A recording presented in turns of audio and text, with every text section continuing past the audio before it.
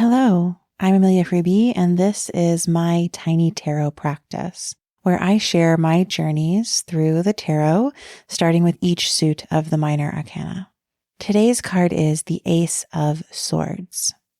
In the Rider-Waite-Smith edition of the tarot, the Ace of Swords pictures a single sword held by a hand that is coming out of the clouds.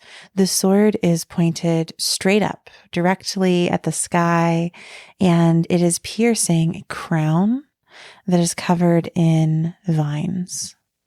As the first card in the suit of swords, the ace represents perhaps most specifically the intellect. I think of the Ace of Swords as the clarity of a new idea, and I love how Jessa Crispin puts it in the Creative Tarot, where she says the Ace of Swords moment is one idea, one philosophy, one thought that cuts through the haze and acts as a kind of guiding light. Once you have that idea, it feels like Excalibur. You can wield it to get results, and it gives you a kind of unlimited power to face down uncertainty. There's something in that description that really resonates for me. I feel like I never feel more clear and purposeful than when I have a single idea guiding me forward. It's like that clarity of purpose when I know exactly what I'm doing and why I'm doing it. That is an Ace of Swords moment, that clarity. And of course, the clarity doesn't last forever. We don't stay in the moment of the ace forever. Anytime I have a very clear idea, quickly other ideas arise, feelings arise, it gets clouded, unsure, uncertain.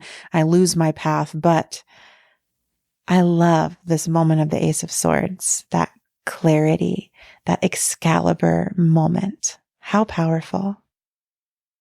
Rachel Pollack in 78 Degrees of Wisdom reminds us that the swords and the cups, the intellect and the emotions here also have a unique relationship, because in the emotions we find the immediacy of our knowing. We find ourselves responsive to the present. But in the intellect, we're able to abstract from our singular experience, from our immediate present moment, and we can pierce the veil to some degree. We can reach beyond the material world into the spiritual through that abstraction, through that enlightenment. Now, as Rachel Pollack also says in that book, and I'm quoting here, intellect alone, divorced from intuition, will only lead to more illusion. We need the Ace of Cups to find the truth, yet only intellect can take us beyond immediate experience. And again, I think of this on a sort of continuum of our experience, that we can relate to the continuum of the suits of the minor arcana. We have the swords abstracting toward the world above and beyond us. We have the cups seating us in our heart, in our responsiveness to the world, the present moment that we live in. We have the pentacles grounding our feet on the earth, rooting us in not only to the present, but also the past. And we have the wands, the fire that creates something from nothing, that touches the spirit world, that draws down that creative force that we see in the magician, but I think in a different way than the swords do.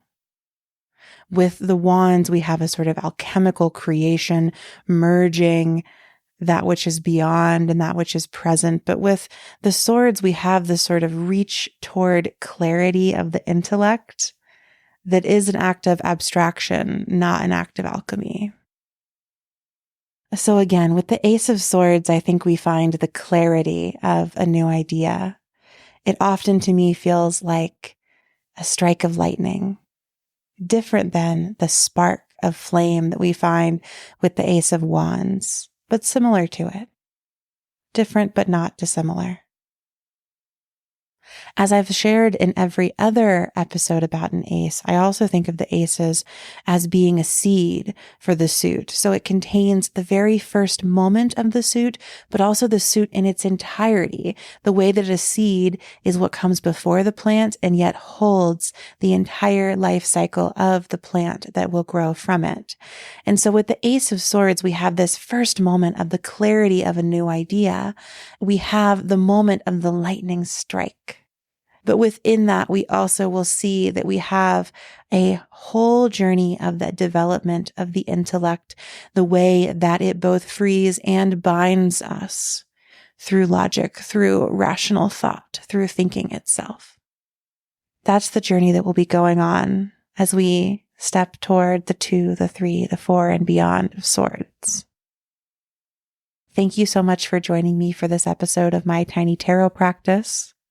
If you'd like to explore any of the books that I referenced here today, please head to the show notes where you'll find a link to my bookshop. If you make a purchase through that link, I'll receive a small affiliate payment that helps me keep this podcast going. I hope that you are struck by the clarity of a new idea in your own time. And until then, I will be here with more episodes of my tiny tarot practice.